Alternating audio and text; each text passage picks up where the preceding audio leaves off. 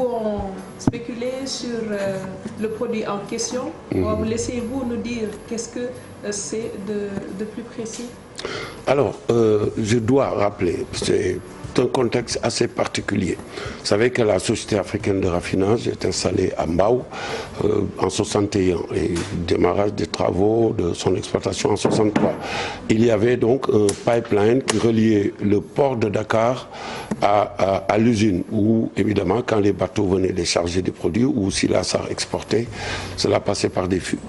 Pour bien des raisons qu'on ne pourra pas développer ici, mais qui participent de notre responsabilité à la chose publique et de notre conscience citoyenne collective, des installations se sont faites tout au long du pipe. Aujourd'hui, nous avons plus de 400, nous avons fait un inventaire, plus de 400 installations, des maisons, des mosquées, des entreprises, des propriétés privées tout au long du pipe.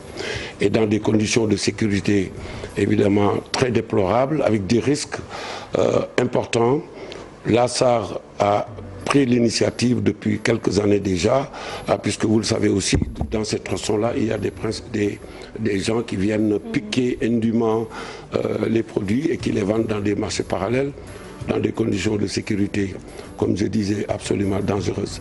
Et donc c'est ce qui s'est passé. Nous pensons, puisque nos équipes sont allées faire les fouilles dès que les informations ont été données, nous avons envoyé des équipes, les équipes de la SAR, des équipes de sécurité, les techniciens, mais aussi la protection civile, l'administration territoriale, puisque le préfet était avec nous, le ministère de l'Environnement, la mairie et les associations sociales de base. Donc nous sommes allés sur le site, nos équipes ont fait des prélèvements et des fouilles.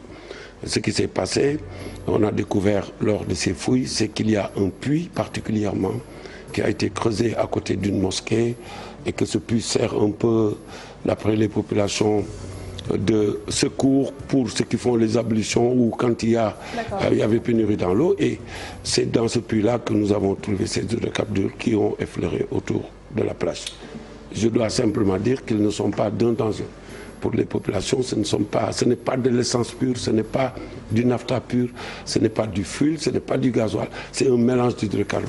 Et ce qu'on pense, c'est que ça proviendrait des fuites organisées ou pas par ceux qui piquent. Mais on n'en est pas sûr pour le moment. Donc ont affleuré. Les fouilles continuent et nous aurons une idée précise de ce qui est. Est-ce que c'est des fuites accumulées au cours du temps qui, par des phénomènes géochimiques, se sont projetées sur l'eau, ou est-ce qu'il y a encore des problèmes d'étanchéité sur nos pipes, ce qu'on ne pense pas puisque notre programme de maintenance fonctionne. Vous avez parlé de la protection civile. Justement, il y a un rapport de 2011-2012